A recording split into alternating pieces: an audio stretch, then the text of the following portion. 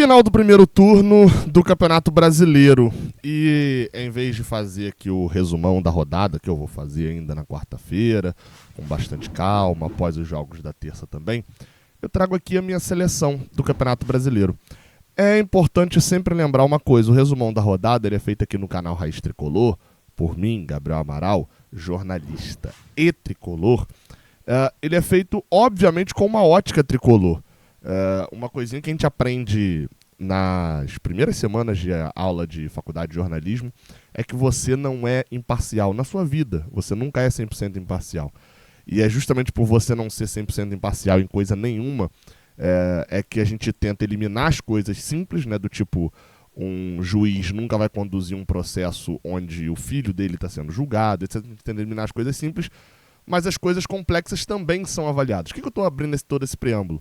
É porque, obviamente, eu sempre vou olhar de uma maneira para o Caio Paulista, porque ele já passou por aqui e ele nunca jogou no Corinthians, que você, corintiano, está assistindo. Então, sempre bom deixar claro isso, que apesar de eu assistir e acompanhar o futebol também com uma ótica imparcial, eu sou tricolor e eu não tenho como negar isso no momento em que eu vou fazer a seleção. Mas eu entendo também que...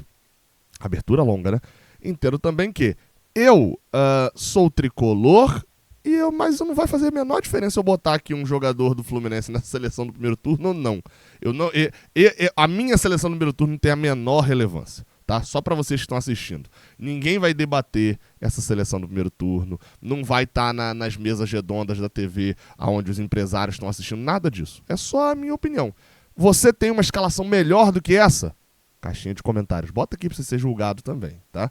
Mas é sempre bom lembrar que é a minha visão. Eu vi, sei lá, uns 40%, 30% dos jogos da primeira divisão nesse primeiro turno. Acompanhei bastante mais, acho que até do que a maioria. Obviamente não no nível dos comentaristas aí que acompanham 8, 10 jogos por rodada. Mas vamos lá, tá? Eu vou abrir de uma maneira diferente. Quer dizer, primeiro pedindo para você deixar um like aí embaixo, se inscrever, enfim, toda essa questão. Mas eu vou abrir citando os que deveriam estar aqui e não estão na seleção do campeonato. Gabriel, não entendi. Exatamente. Eu vou abrir falando aqueles que poderiam estar na seleção do campeonato, mas eu não coloquei. E aí você já fica bem assim, são aqueles que jogam vôlei, que jogam basquete, que jogam campeonato argentino e etc. E eu vou começar com um nome bem polêmico, que é Lucas Perry. Deveria estar. Um ano espetacular dele até agora nesse recorte do Brasileirão. Pode ser que esteja indo para o Lyon. A falha de sábado não interfere 100% nisso, tá? Só para deixar claro. Nos goleiros, Lucas Perry, João Paulo e Rafael Cabral. João Paulo do Santos, Lucas Perry do Botafogo e Rafael Cabral do Cruzeiro. O Lucas Perry um degrau acima. Para mim, é quase um empate técnico o que o Lucas Perry fez nesse primeiro turno em relação ao que eu vou colocar aqui. Já devem imaginar. Como defensores, Nino do Fluminense, Marçal do Botafogo e Marlon do Cruzeiro e Caio Paulista do São Paulo. 3 laterais esquerdos e um zagueiro que eu acho que deveriam estar e não estão, porque não tem vaga. Tá? Não vou me alongar muito na explicação desses, mas o Marçal, por exemplo, eu achei que jogou poucos jogos, foram 10 jogos só que ele disputou na Série A. Eu acho muito pouco, a metade, né, dos jogos, mas teve um desempenho muito alto.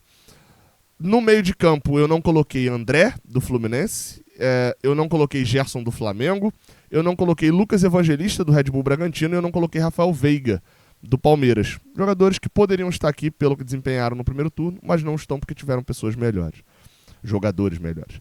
Eu não coloquei Marcos Leonardo, do Santos, que também deveria estar, Luiz Soares, do Grêmio, e Roger Guedes, do Corinthians.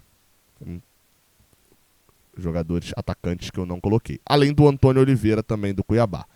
Essa espécie, né, de segunda seleção ali, eu só coloquei como justificativo jogadores que foram muito bons, mas que eu preferi outros. Beleza? Seguinte, vamos lá. Vamos para o nosso campinho aqui, onde a gente começa com o goleiro. Pela minha explicação, eu acho que você já pode imaginar quem é que eu coloquei no gol. Né? Fábio do Fluminense. Fábio e Lucas Perry, para mim, fizeram um primeiro turno espetacular. Num nível de goleiros muito acima de qualquer média que a gente tinha visto aí nos últimos poucos anos. Não são goleiros só milagreiros, são goleiros com qualidade, com confiança. E aí, por que eu falei que o erro do Lucas Perry no sábado não fez tanta diferença? Porque, obviamente, é um jogo em 19. Mas o Fábio tinha um erro ridículo contra o Vasco, que ele dá a bola no pé do jogador do Vasco. E o Lucas Perry igualou até nisso, num erro ridículo também. Por que eu coloquei o Fábio? Porque a minha seleção leva em condição algumas coisas, como por exemplo, ele é do Fluminense, sacanagem. Não, mas falando sério, ele leva em consideração algumas coisas que é o fator também da idade. O Fábio fazer isso, quando empata os dois e o Fábio faz isso com 42, 43 daqui a alguns poucos dias, chama muito a atenção. Por isso, Fábio é o goleiro pra mim titular, mas assim, mesmo nível, Lucas Perry e Fábio no primeiro turno é indiscutível. E o Perry, obviamente, chama mais atenção, vai estar nas seleções da maioria da galera, porque é do líder do campeonato. E realmente está num nível muito alto. Os números do Fábio de defesa são maiores, até porque é mais atacado. Do Perry de clean sheets, né, jogos sem levar gol é um pouco melhor. Então acho que esse era o que mais tinha discussão pra mim, era justamente nesse. Bem, começando pela lateral esquerda, né, já que eu citei 3 laterais esquerdas, a gente está falando de uma posição que teria bastante concorrência para a seleção do campeonato. E a gente vai de Juninho Capixaba, do Red Bull Bragantino. É um lateral que eu já gostava bastante. Ficou durante um bom tempo com a pecha de lateral descompromissado com a defesa. Chegou a ser especulado e, de fato, o Fluminense tentou a contratação dele. Passagens pelo Fortaleza e pelo Grêmio, mas principalmente pelo Fortaleza, bem interessante. O Vojvoda jogava com 3 zagueiros, isso facilitava. E tá no Red Bull Bragantino fazendo um ótimo primeiro turno também do Campeonato Brasileiro. A dupla de zaga não tem como errar. É a dupla de zaga do Botafogo. Uma dupla bem protegida e uma dupla que, quando não bem protegida, muito bem. Segura, principalmente na parte alta. Eu acho Adrielson um jogadoraço desde a época do Sport, ainda que ele ia para a seleção brasileira. Assim, o Cuesta é aquele jogador mais estável, mas o Samuel Xavier é o próximo que eu vou botar aqui. O Adrielson é o meteoro, pra mim, assim. Ele no meteoro não sobe, mas enfim, tá passando ali. E vai subir, indo pra Europa. Pra mim, eu tenho mais segurança nele na Europa do que o Perry, propriamente lá no Lyon. Enfim, sorte o Adrielson. E na lateral direita eu já entreguei Samuel Xavier.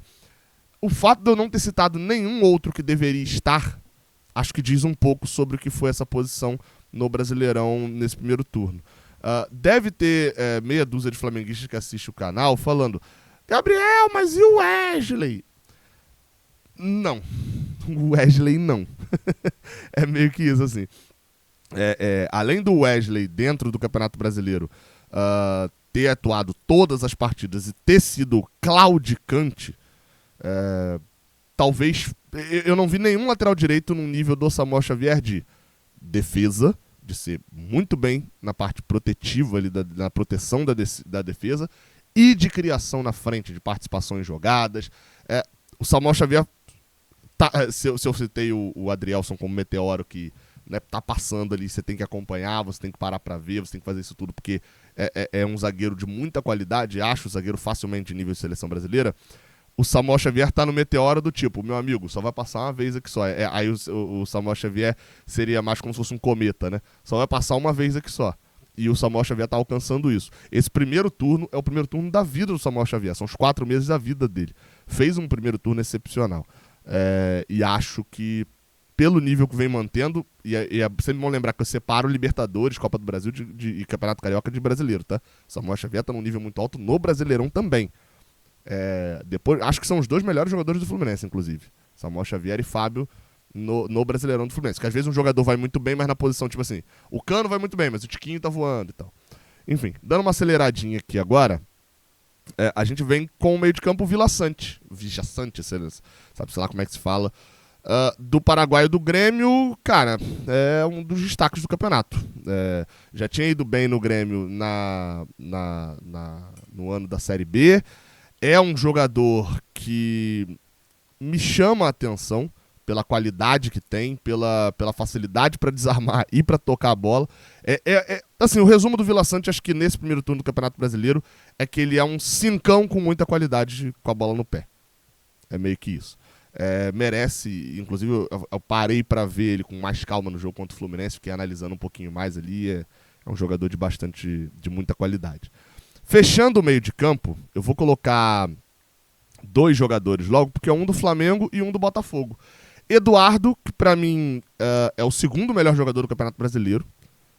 o melhor ainda vai chegar aí, né? E Arrascaeta. Provavelmente tem torcedor do Fluminense torcendo o nariz. Acho que o Eduardo é unanimidade, né? Não vou nem me explicitar aqui muito mais. É o cabeça, o cérebro do Botafogo. O Botafogo perdeu muito ano passado quando o Eduardo se machucou.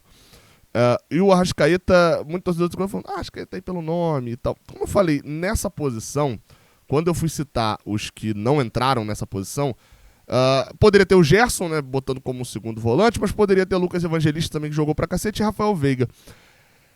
O Arrascaeta tem números impressionantes. E às vezes a gente, como rival, a gente tende a ignorar um pouquinho também, assim, jogadores que têm muito nome e que estão jogando bem.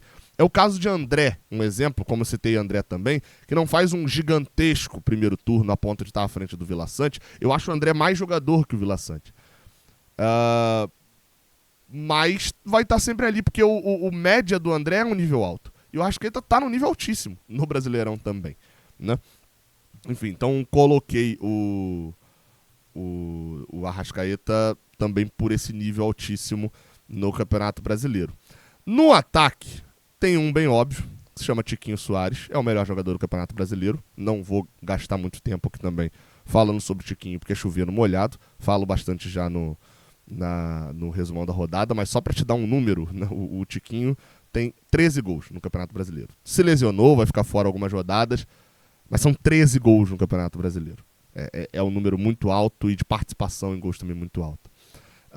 O outro é Vitor Roque. Vitor Roque é vice-artilheiro do Campeonato Brasileiro. Talvez seja o jogador que manteve o Atlético Paranaense ainda... Se tem alguém que manteve o Atlético Paranaense após as eliminações, ainda com possibilidades ali de se classificar para a Libertadores direto, enfim, na parte de cima da tabela é Vitor Roque. Já vendido para o Real Madrid. Fez um bom primeiro turno também.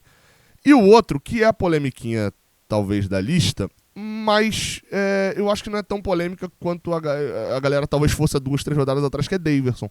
Só que, Gabriel, o Roger Guedes jogou mais do que o Daverson. Talvez, bola por bola, talvez de fato tenha jogado. Então é o que? A seleção... Eu tenho alguns fatores que eu coloco na minha seleção, assim como eu falei, no desempate eu pendi um pouquinho pelo brilhantismo do Fábio com essa idade. No caso do Daverson, ele tem um fator muito importante que ele é o vice-artilheiro do campeonato também, empatado com o Vitor Roque, ele tá no Cuiabá. Você fazer isso no Cuiabá, se transformar um time da parte de baixo da tabela, que nitidamente entrou no campeonato para não ser rebaixado, sendo o cara com números bons, com participação importante dentro do grupo também, e botar esse time em 8º, 7º, botar esse time no G8 no final do primeiro turno, é um feito muito, muito grande. O Roger Guedes fez um campeonato espetacular e o do Daverson também é. Então, coloco o Daverson aí na minha seleção no primeiro turno. E o treinador, apesar de já ter saído, não tem como também, é o Luiz Castro. Pô. O que o Luiz Castro fez nesse primeiro turno no Botafogo, mesmo tendo saído no meio, é uma parada muito grande. Como eu falei, talvez o Antônio Oliveira do Cuiabá seja o outro que tenha mais se aproximado. Dentre esses que eu não citei, tá nem na primeira lista e nem na equipe titular. Faltou alguém, será, que eu ter citado? Eu acredito que eu consegui uma abrangência ali um pouco maior. Coloca a sua seleção do primeiro turno aqui embaixo, você viu bastante. Não vale colocar o time do Fluminense inteiro. Beleza? Tamo junto. Até a próxima. Valeu.